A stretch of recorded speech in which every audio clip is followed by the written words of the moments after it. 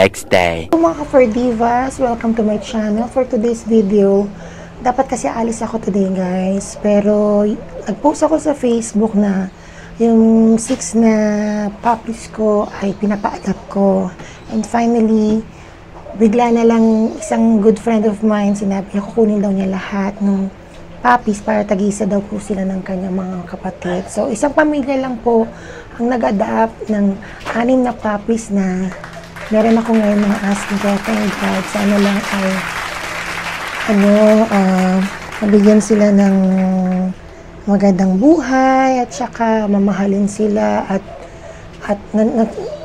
mahalin sila at talagang ituring silang mga parang tunay nilang mga anak. So, yun lang naman ang hinihiling ko.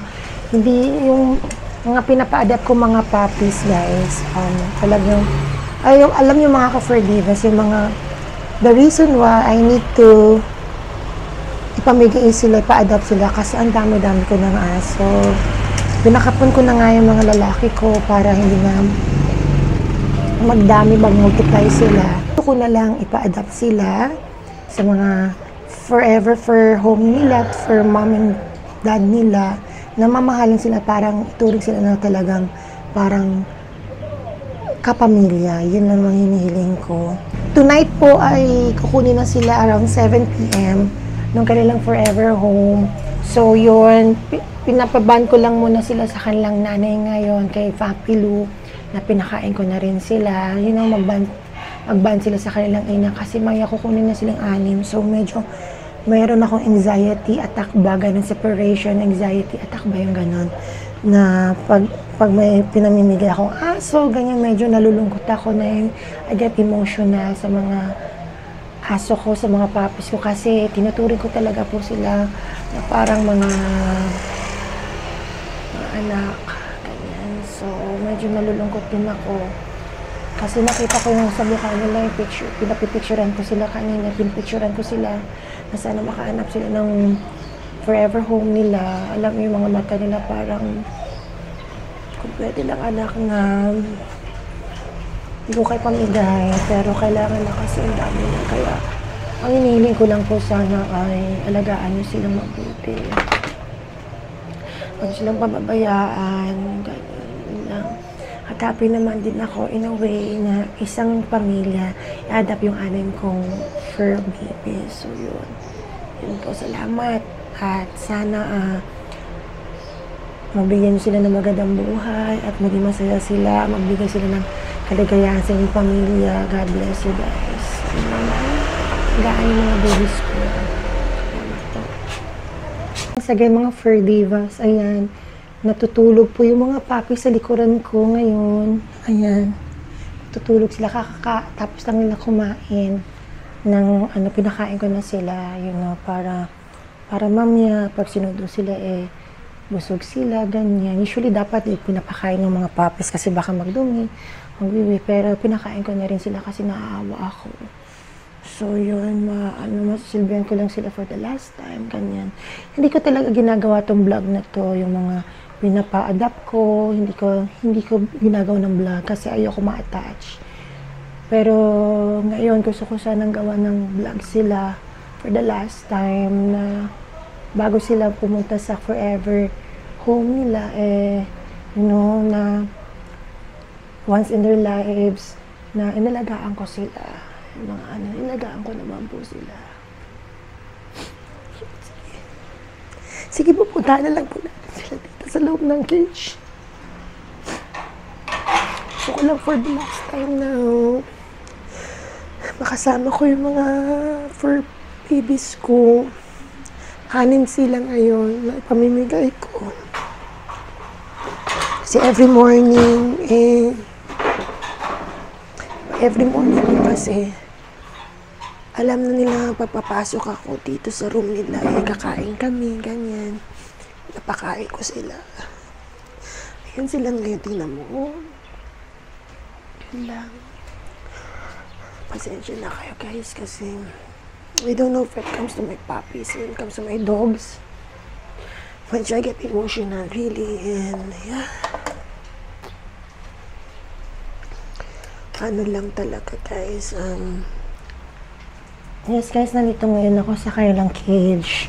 So gusto ko lang mag-spend time, a little bit of their time po, na makasama ko sila for the last time bago sila kukunin ng kanilang mag-a-adapt. So yun, dito po tayo sa ano nila. Ayan po sila, ayan, ito yung mom nila si Happy Lou. Happy Lou is my first ever, isa sa mga first aspin ko na binigay ng classmate ko way back 2017. Ayan, medyo may edad na si Happy Lou, kaya gusto ko na rin siyang, you know, na hindi na siya manganak kanya. Diba, baby? Baby, alam mo na ha? Happy. Meron na silang mga anak mo, meron ng forever home ha? Sana naiintindihan mo ang gagawin ng mama. Papa-adapt na natin sila para hindi mo na sila awayin kasi masakit na yung boobs mo. Dede sila ng dede. Nasasaktan ko na, mangipin na sila. Ayun na si Happy with her puppies. Spending time na for the last time. Ayan, bye-bye. Thank you, Nakshi. Be a good boy, ah. Be a good boys. Ito, be a good boy.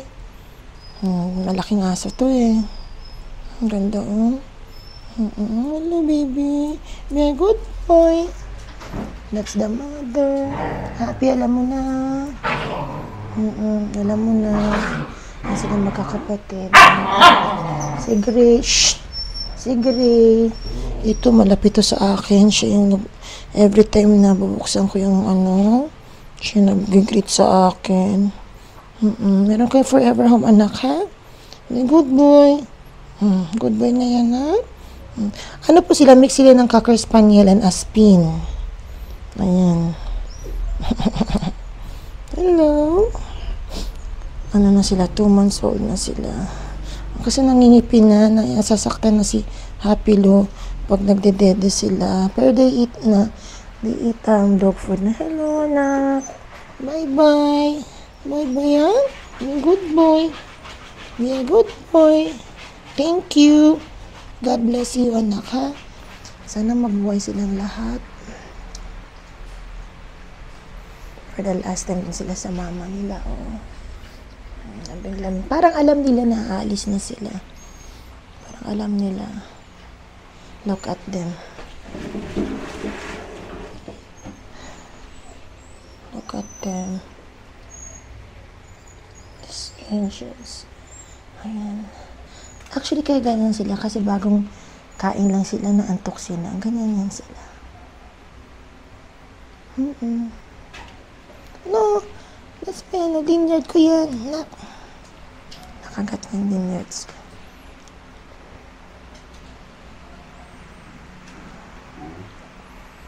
Happy. Bigay na natin sila ha. Alam mo na yun naka. Ang cute nila, natutulog sila. Tulog sila. Kakapatid. Ito yung makulit eh. Kasi yung kinakagat yung lanyard ng camera ko. Hello.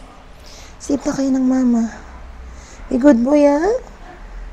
Be a good boy. Be a good boy always. You look like your father. Remember mama? Remember mama, ha? Mama loves you all the time. Mahal ko kayo mga anak. Mahal na mahal. Dasal ko lang alagaan kayo ng mga bagong yung amo. Ha? Alagaan kayo, mamahalin kayo. Okay? 3 hours later. Hi mga fur divers, this is it. Medyo napaaga tayo ngayon. Kukunin na daw nila ang mga puppies. Ayan na. Babay na kayo. Babay na. Babay na ha. Kukunin na kayo ngayon. Kukunin na kayo anak. Ha? Makabait kayo ha. Makabait. Babay na kay mama ninyo. Magbabay na kay mama ninyo ha. Ha? Magbabay na sa mama. Magbabay na. Babay na. Kukunin na sila, baby. Ha? Oo, yan na. Ay, hindi. Hindi. Babay na kay mama. Oh. Sige na, dede na. Last dede na. Mag-last na dede, ha? Kunin na sila, anak. Ha? Alam mo na, kunin na sila, Pilu. Ha? Babay na sa mga anak mo. Oh, sige na. Sige na po. Don't forget to like, share, and subscribe po. Salamat. Yan na, empty na yung kanilang cage. Kamis.